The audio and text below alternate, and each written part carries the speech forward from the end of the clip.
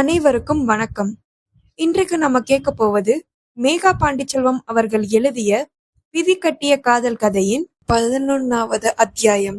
இந்த கதையின் குரலாக நான் உங்கள் ஆத்யா. இந்த கதையை தொடர்ச்சியாக கேட்க சேனலை சப்ஸ்கிரைப் பண்ணுங்க, பெல் ஐகானை கிளிக் பண்ண மறந்துடாதீங்க. வாருங்கள் இன்றைய அத்தியாயத்திற்குள் நுழைவோம். அந்த நாள் தோழிகளுடன் ஆற்றங்கரையில் நீராடி கொண்டிருந்தாள் திரிபுர சுந்தரி.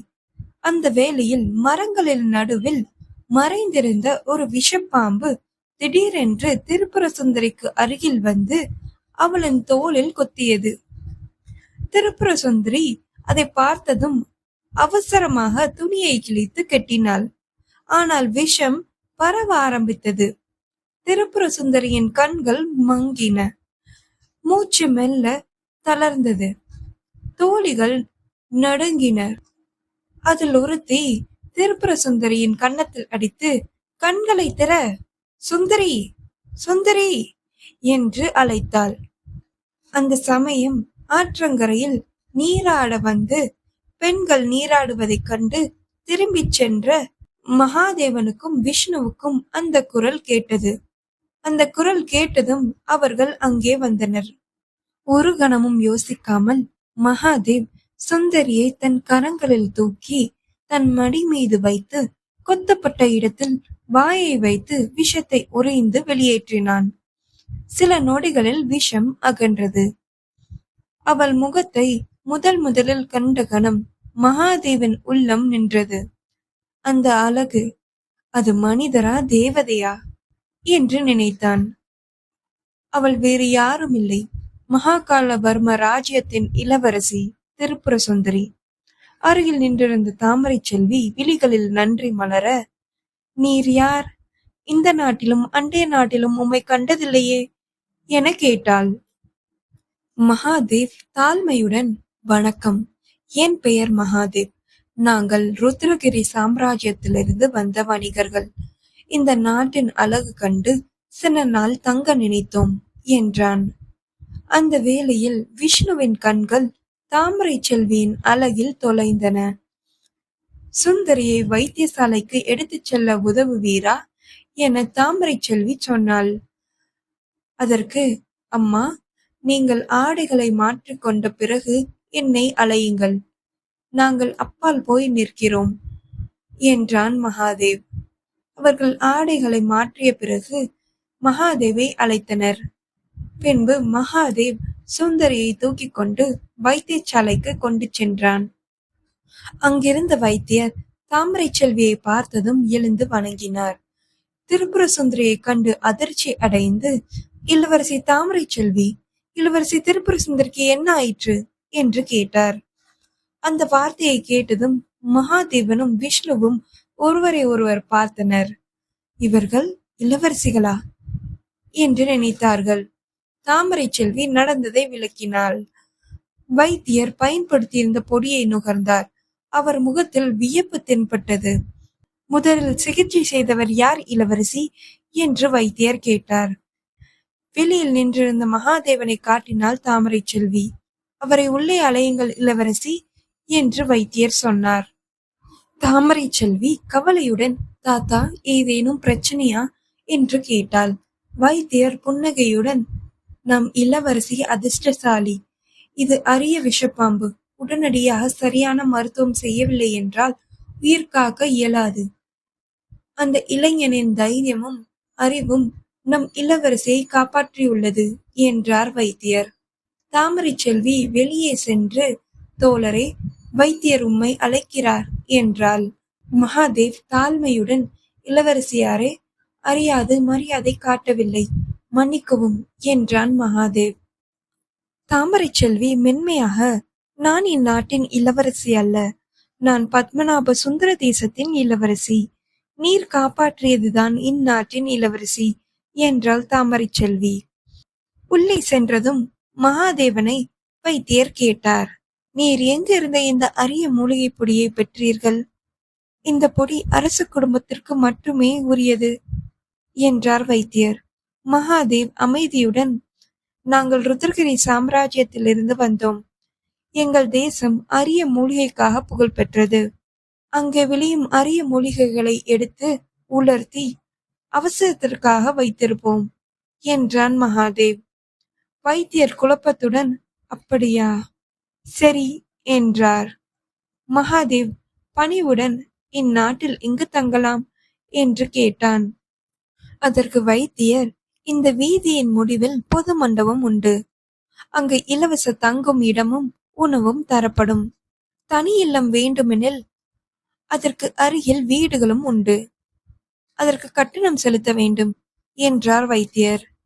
அந்த நாளில் வைத்தியசாலையில் நிகழ்ந்ததை தொடர்ந்து மரியாதையுடன் மகாதேவ் கூறினான், நாங்கள் தனி இல்லம் ஏற்று தங்க விரும்புகிறோம். எங்கே கட்டணம் செலுத்த வேண்டும்? அந்த இல்லங்கள் எங்கே அமைந்துள்ளன என்று கேட்டான். அதற்கு வைத்தியர் மெதுவாக புன்னகைத்து, நீர் வணிகர் என்று கூறினீர் அல்லவா? உங்கள் நாட்டில் விளையும் அரிய மூலிகைகளை இந்த நாட்டின் அரசருடன் பரிமாறிக்கொள்ளலாமே. அரசரை அணுகி வியாபாரம் பேசலாம் என்றார் வைத்தியர். பின்பு மகாதேவ் வைத்தியரிடம், அரசர் சுகமாய் இருக்கும் வேளையில் உரையாடுகிறோம் என்றான். வைத்தியர் அப்பால் நின்று பணியாற்றிய இளைஞனை அழைத்து, ராமா, இவர்களை வணிகர் மண்டபத்திற்கு அழைத்துச் செல். அங்கிருக்கும் பொறுப்பாளியிடம் வெண்மதி வைத்தியர் அனுப்பினார் என்று சொல் என்றார். சரி ஐயா என்று வணங்கி ராம் முன்னே சென்றான். மகாதேவனும் விஷ்ணுவும் ராமுடன் மண்டபத்திற்கு சென்றனர். அங்கிருக்கும் பொறுப்பாளியிடம் மகாதேவ் தனி இல்லம் வேண்டும் என்று கூறினான். அதற்கு அவர், இம்மாதம் முழுவதும் மண்டபம் நிறைந்திருக்கும். இது சாதாரண காலமன்று. நாளை தொடங்கும் பெருவிழா. இந்த விழா எங்கள் மகாகாலவர்ம ராஜ்யத்தில் மட்டுமே நடைபெறும் திருவிழா. இது 1 மாதம் வரை நீடிக்கும் என்றார் அவர். அதை கேட்டதும் மகாதேவனும் விஷ்ணுவும் ஒருவரை ஒருவர் பார்த்து கொண்டனர். அவர்கள் ருத்ரகிரி சாம்ராஜ்யத்தில் 7 நாளை கடந்த திருவிழா எதுவும் இல்லை. பின்பு பொறுப்பாளர் மேலும் கூறினார், இந்த மண்டபத்திற்கு அருகே அன்னதான கூடம் இருக்கிறது. நீங்கள் அங்கு சென்று உணவருந்தலாம். அங்கு அண்டைய ராஜ்யத்திலிருந்து வரும் வணிகர்களுக்கும் மக்களுக்கும் இலவசமாக உணவு வழங்கப்படும் என்றார் அவர். சரி என்றான் மகாதேவ். அவர்கள் அங்கிருந்த வாடகை வீட்டுக்குள் நுழைந்தனர். அமைதியாக இருந்தது. அழுக்கு எதுவும் இல்லை. தூய்மை தெய்வம் குடியிருந்தது போல இருந்தது அந்த இல்லம். விஷ்ணு வியந்து, இந்த நாடு எவ்வளவு ஒழுங்காக பராமரிக்கப்படுகின்றன என்று சொன்னான். மகாதேவ் ஆழ்ந்து சிந்தித்து, இந்த நாட்டின் அரசர் நல்லவர் மட்டுமன்று, மிகுந்த புத்திசாலி. 1 மாத திருவிழா நடந்தால் அண்டைய நாடுகள் அனைத்திலிருந்தும் மக்கள் வருவார். விற்பனை பெருகும். மக்கள் வருமானம் உயரும். மக்கள் செழித்தால் ராஜ்யம் செழிக்கும். ராஜ்யம் செழித்தால் மக்கள் சந்தோஷம் நிலைக்கும் என்றான் மகாதேவ். விஷ்ணுவின் கண்கள் விரிந்தன. அவன் இதை இந்த கோணத்தில் சிந்தித்ததே இல்லை.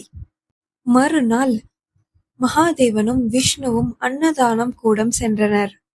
அங்கு வழங்கிய உணவு அரச விருந்தை ஒத்த சுவை. விஷ்ணு ஆச்சரியப்பட்டு, இலவசமாக இவ்வளவு சுவை மிகுந்த உணவு எவ்வாறு வழங்குகின்றனர் என்று கேட்டான். அதற்கு மகாதேவ், இது மக்கள் நலனே முதன்மை என்று கருதும் அரசரின் அடையாளம் என்றான். அந்த வேளையில் அவர்களுக்கு பின்னால் ஒரு இனிய குரல், மகாதேவ் தோழனே என்று ஒரு குரல். மகாதேவனும் விஷ்ணுவும் திரும்பி பார்த்தனர். அங்கே நின்றிருந்தனர் பத்மநாப சுந்தர தேசத்தின் இளவரசி தாமரை செல்வியும் மகாகாலவர்ம ராஜ்யத்தின் இளவரசி திரிபுர சுந்தரி. மகாதேவ் தோழனே, நான் சிறிது நேரமாக உங்களை அழைத்துக் கொண்டிருக்கிறேன். நீங்கள் தான் என்னை கவனிக்கவில்லை என்றாள் தாமரை செல்வி. அதற்கு மகாதேவ், மன்னிக்கவும் இளவரசியே என்றான். அதற்கு தாமரை செல்வி சிரித்து, நாம் உம்மை தோழனே என்று அழைக்கிறேன் அல்லவா, நீர் என்னை தோழி என்று அழைக்கலாம் என்றாள்.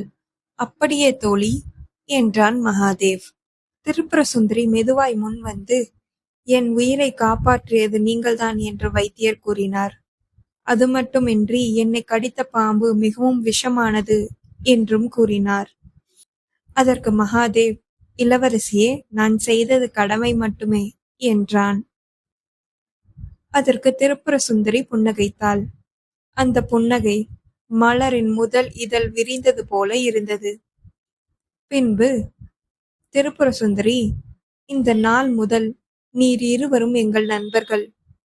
இவ்விழாவில் தங்கி நாம் எல்லோரும் சேர்ந்து மகிழ வேண்டும். நாளை திருவிழா தொடங்குகிறது. பல்வேறு போட்டிகள் நடக்கும். அது மட்டுமின்றி வெற்றியாளர்களுக்கு பரிசும் வழங்கப்படும் என்றாள் திரிபுர சுந்தரி. அதற்கு மகாதேவ் சிரித்துக்கொண்டே, அப்படியே என்றான். அரண்மனையில் செய்தி பரவியது. இளவரசி திரிபுர சுந்தரியை விஷமான பாம்பு ஒன்று கடித்து விட்டது என்று. மகாகாலவர்ம ராஜ்யத்தின் மன்னர் அருள்மேகவர்ம பாண்டியன், அரசி இலக்கியவதி தேவி மற்றும் இளவரசர் அக்னிவர்ம பாண்டியன் மூவரும் இச்செய்தியை கேட்டு அதிர்ந்தனர். பின்பு வைத்தியர் பேச ஆரம்பித்தார். வெளிநாட்டிலிருந்து வந்த இளைஞன் காப்பாற்றினான். அவன் பயன்படுத்திய பொடி அரிய மூலிகை கலவை. ஆனால் அது அவர்கள் ராஜ்யத்தில் சாதாரணமாம் என்றார் வைத்தியர். இதை கேட்டதும் மன்னரின் பார்வை கூர்மையானது. பின்பு அவர், அவனை காண வேண்டும், அரண்மனைக்கு அழைக்கவும் என்றார் மன்னர். வைத்தியர் ராமை பார்த்து, அந்த ருத்ரகிரி சாம்ராஜ்யத்திலிருந்து வந்த வணிகர்களை அழைத்து வா. மன்னர் காண விரும்புகிறார் எனச் சொல் என்றார் வைத்தியர். அதற்கு ராம், சரி ஐயா என்று சொல்லிவிட்டு விரைந்தான். மாலை சூரியன் சாய்ந்த வேளையில் வாடகை இல்லத்தின் கதவு தட்டப்பட்டது. விஷ்ணு கதவை திறந்தான். வாசலில் ராம் நின்றிருந்தான். அரசர் இருவரையும் காண விரும்புகிறார். அரண்மனைக்கு உடனே வருமாறு ஆணை என்றான் ராம். அந்த ஒரு வாக்கியம் இரு இளைஞர்களின் விதியை மாற்றப் போகிறதா? அந்த மாலை நேரம் மகாகாலவர்ம ராஜ்யத்தின் அரண்மனை மேல் சூரிய பகவான் அவருடைய தங்க நிற ஒளியை பொழிந்து கொண்டிருந்தார். அரண்மனை வாசல்கள் உயர்ந்த கல்லால் கட்டப்பட்டு அதில் செதுக்கியிருந்த சிங்கங்களும் யானைகளும் அரசரின் வீரத்தை கூறிக்கொண்டிருந்தன. அந்த வாசலுக்குள் மகாதேவனும் விஷ்ணுவும் ராமின் வழிகாட்டுதலுடன் நுழைந்தனர். வீரர்கள் வரிசையாக நின்றனர். அரண்மனை வழிகள் மனம் வீசும் சந்தனத்தாலும் குங்குமத்தாலும் நிரம்பியிருந்தது. சிறிது நேரத்தில் அவர்கள் அரசர் அமர்ந்திருந்த மண்டபத்திற்கு அழைத்துச் செல்லப்பட்டனர். சிங்காசனத்தின் மேல் அரச கம்பீரத்துடன் அமர்ந்திருந்தார் அருள்மேகவர்ம பாண்டியன். அவரது கண்களில் அறிவும், முகத்தில் கருணையும், குரலில் அரச கம்பீரமும் இருந்தது. அவர் மகாதேவனை நோக்கி அவர் மெதுவாக பேசினார். நான் தினமும் வணங்கும் பரமேஸ்வரன் என் மகளை காப்பாற்றுவதற்கு உன் ரூபத்தில் வந்து உதவியிருக்கிறார் என்றார் மன்னர். அந்த வார்த்தைகளை கேட்டதும் அரண்மனை முழுவதும் ஒரு அமைதி நிலவியது. பின்பு அரசர் மகாதேவனை பார்த்து கேட்டார், இளைஞனே, உன் பெயர் என்ன என்று. மகாதேவ் கைகளை கூப்பி வணங்கி, அரசரே, என் பெயர் மகாதேவ் என்றான். அந்த பெயரை கேட்டவுடன் அரசர் ஆச்சரியத்தில் கண்கள் விரிந்தன. அவர் மெதுவாக சிரித்து கொண்டே கூறினார், இன்று நான் உறுதியாக நம்புகிறேன். நான் வழிபடும் என் பரமேஸ்வரன் மகாதேவன் என் மகளையும் என் நாட்டையும் காப்பாற்ற வந்திருக்கிறார் என்றார் அரசர். அதை கேட்டதும் மகாதேவ் மெதுவாக புன்னகைத்தான். பின்பு அரசர் மகாதேவனை பார்த்து, இளைஞனே, உனக்கு என்ன வேண்டும் என்று கேள் என்றார் அவர். அதற்கு மகாதேவ் பணிவுடன், அரசே, உதவி தேவைப்படும் ஒருவரை நான் பார்க்கும் பொழுது உதவ முடிந்தால் உதவுவது என் கடமை. அதற்காக நான் எதையும் எதிர்பார்க்கவில்லை என்றான் அவன். அந்த பதிலை கேட்டதும் அரசரின் முகத்தில் மகிழ்ச்சி மலர்ந்தது. பின்னர் அவர், உங்கள் ருத்ரகிரி சாம்ராஜ்யத்தில் அரிய மூலிகைகள் நிறைய இருப்பதாக வைத்தியர் கூறினார். அவற்றை எங்கள் மகாகாலவர்ம ராஜ்யத்துடன் வர்த்தகம் செய்ய விரும்புகிறேன் என்றார் அவர். அதற்கு மகாதேவ் பதிலளித்தான். அரசே, இதை பற்றி நிச்சயமாக எங்கள் ருத்ரகிரி சாம்ராஜ்ய அரசரிடம் சொல்கிறேன். பின்பு அதை பற்றி ஏதேனும் தகவல் இருந்தால் உங்களிடம் கூறுகிறேன் என்றான் மகாதேவ். அதை கேட்டதும் அரசர் மகிழ்ந்தார். மகாகாலவர்ம ராஜ்யம் எப்பொழுதும் உங்களுக்கு துணையாக இருக்கும் என்று கூறினார் மன்னர். பின்பு மகாதேவ் மெதுவாக கேட்டான். அரசே, இந்த நாட்டுக்குள் நுழைந்ததும் என் மனதில் ஒரு கேள்வி எழுந்தது. அதை கேட்கலாமா என்றான் மகாதேவ். அதற்கு அரசர் சிரித்துக்கொண்டே, கேள், ஆனால் நாட்டின் ரகசியம் அல்லாதவரை எது வேண்டுமென்றாலும் கேட்கலாம் என்றார் அவர். பின்பு மகாதேவ் அரசரிடம் கூறினான். அரசே, உங்கள் ராஜ்யம் அழகாகவும் பாதுகாப்பாகவும் ஒழுங்காகவும் உள்ளது. மேலும் மக்கள் தங்கள் பிரச்சனைகளை எளிதில் அரசரிடம் சொல்லும் வாய்ப்பும் உள்ளது என்றான் மகாதேவ். அதற்கு அரசர் பெருமையுடன் சிரித்தார். இவையெல்லாம் என் பிள்ளைகளின் யோசனைகள் என்றார் அவர். பின்பு அவர் தொடர்ந்தார். என் மகன் அக்னிவர்ம பாண்டியன் நாட்டின் பாதுகாப்பை பார்த்து கொள்கிறான். என் மகள் திரிபுர சுந்தரி மக்களின் ஆரோக்கியமும் செல்வமும் வளர புதிய யோசனைகளை வழங்குகிறாள் என்றார் மன்னர். அந்த நேரத்தில் மண்டப வாசலில் இருந்து 2 நிழல்கள் வந்தன. உயர்ந்த உருவம், வீரத்தின் ஒளி, கண்களில் தீ போன்ற தைரியம். அவன்தான் அக்னிவர்ம பாண்டியன். அவனுடன் வந்தால் மலரின் மென்மை கொண்ட திரிபுர சுந்தரி. அவள் முகத்தில் நன்றியின் செழிப்பு. இருவரும் மகாதேவனையும் விஷ்ணுவையும் வணங்கினர். அரசரும் மருத்துவரும் அங்கிருந்து விடை பெற்று சென்றனர். பின்னர் இளவரசி திரிபுர சுந்தரி மகாதேவ் மற்றும் விஷ்ணுவிடம், என்னை காப்பாற்றியதற்கு நன்றி என்று மீண்டும் சொன்னாள். திரிபுர சுந்தரி அவர்களிடம், நான் கொஞ்சம் சோர்வாக இருக்கிறேன், அதனால் நான் ஓய்வெடுக்க செல்கிறேன் என்று கூறிவிட்டு அங்கிருந்து சென்றாள். அந்த இடத்தில் மகாதேவ், விஷ்ணு, அக்னிவர்மன் மட்டுமே இருந்தனர். அக்னிவர்மன் மகிழ்ச்சியுடன் மகாதேவனையும் விஷ்ணுவையும் பார்த்து கேட்டான். நாளை விழாவிற்கு நீங்கள் வருகிறீர்களா என்று. அதற்கு மகாதேவ், ஆம் இளவரசே என்றான். அக்னிவர்மன் சிரித்தான். நாளை விழாவில் முதல் நிகழ்ச்சி கொடியேற்றும் போட்டி என்று சொல்லிவிட்டு அவன் அந்த போட்டியை பற்றி விளக்கினான். ஒவ்வொரு குழுவிலும் 2 அல்லது 3 நபர்கள் இருப்பார்கள். காட்டு நடுவிலிருந்து ஓட்டம் தொடங்கும். ஒவ்வொரு குழுவுக்கும் ஒரு கொடி வழங்கப்படும். அந்த கொடியை அரண்மனைக்கு அருகில் இருக்கும் கொடி கம்பத்திற்கு கொண்டு வர வேண்டும் என்று சொன்னான் அக்னிவர்மன். ஆனால் அரண்மனை வீரர்கள் காட்டில் இருப்பார்கள். அவர்கள் போட்டியாளர்களை துரத்தி அவர்களுடைய கொடியை பறிக்க முயற்சிப்பார்கள். கொடியை இழந்தால் போட்டியிலிருந்து வெளியேற்றப்படுவார்கள். கொடியை முதலில் அரண்மனைக்கு கொண்டு வரும் குழுவே வெற்றியாளர்களாக அறிவிக்கப்படுவார்கள். மகாதேவ் உடனே கேட்டான், இளவரசே, நாங்களும் இந்த போட்டியில் பங்கேற்கலாமா என்று. அதற்கு அக்னிவர்மன் சிரித்தபடியே நிச்சயமாக என்று கூறினான். பின்னர் அக்னிவர்மன் மகாதேவனையும் விஷ்ணுவையும் பார்த்து கூறினான், நாம் நண்பர்கள் அல்லவா?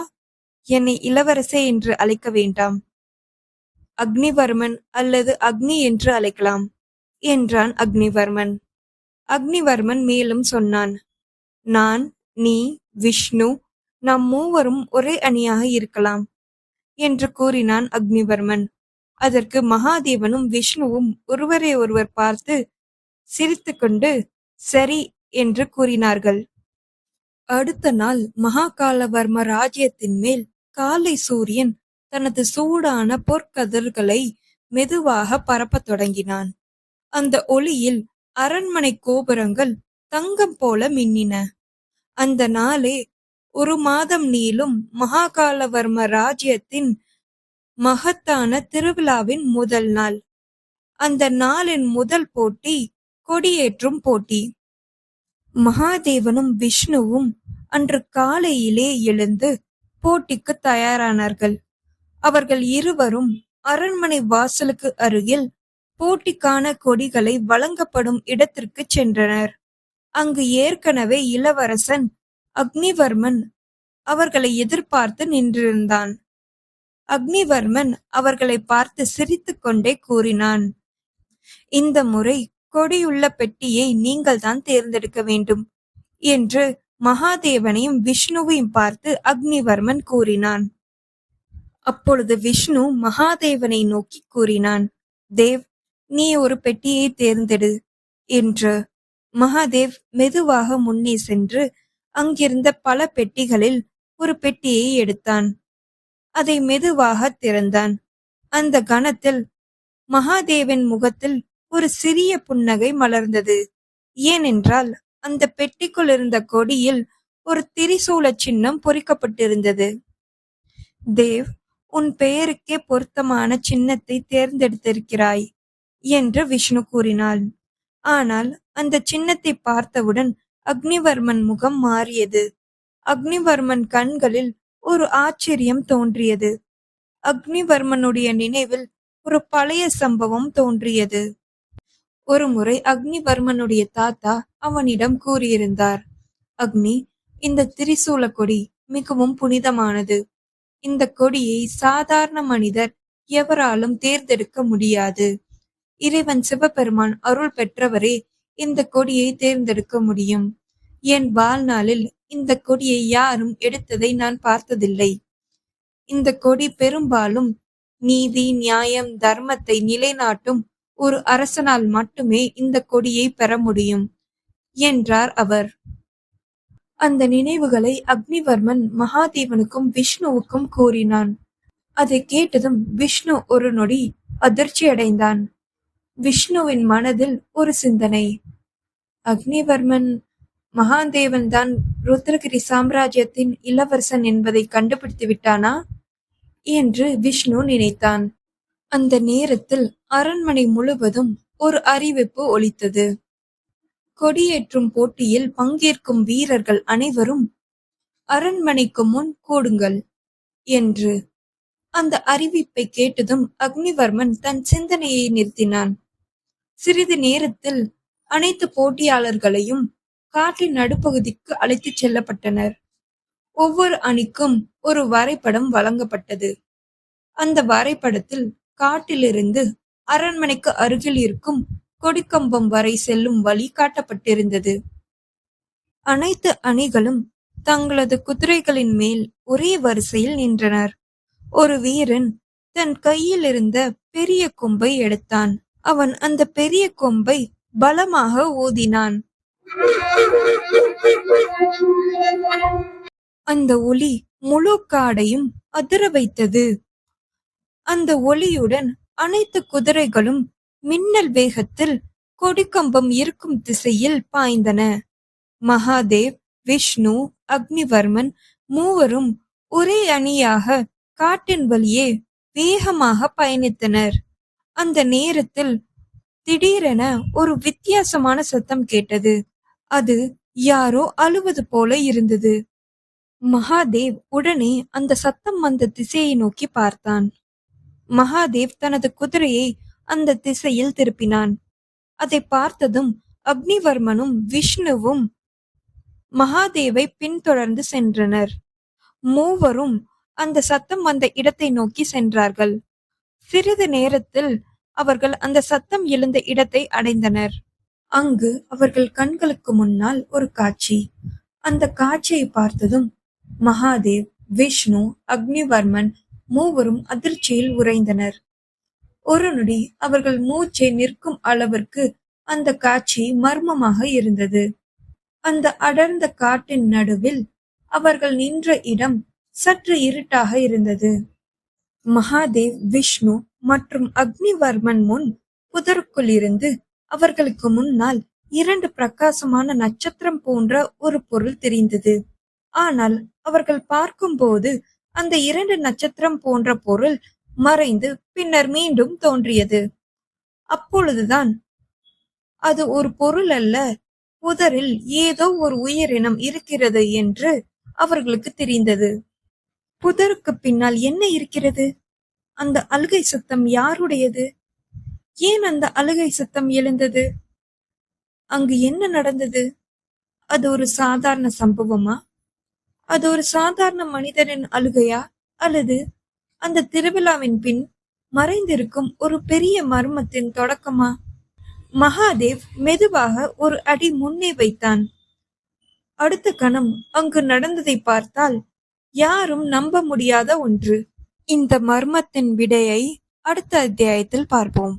இந்த கதை உங்க மனசுக்குள்ள ஒரு நொடி நின்றிருந்தா லைக் பண்ணுங்க, உங்க ஃப்ரெண்ட்ஸுக்கு ஷேர் பண்ணுங்க, உங்களுக்கு பிடித்த இடத்தை கமெண்ட்ல சொல்லுங்க. இந்த கதையின் அடுத்த மௌனத்தையும் அடுத்த சந்திப்பையும் மிஸ் பண்ணக்கூடாதுன்னா எம்பி ஆடியோ நாவல்ஸ்க்கு சப்ஸ்கிரைப் பண்ண மறக்காதீங்க. இது கேட்கும் கதை அல்ல, உணரும் அனுபவம். அடுத்த அத்தியாயத்தில் பார்க்கும் வரை உங்களிடமிருந்து விடைபெறுவது நான் உங்கள் ஆத்யா.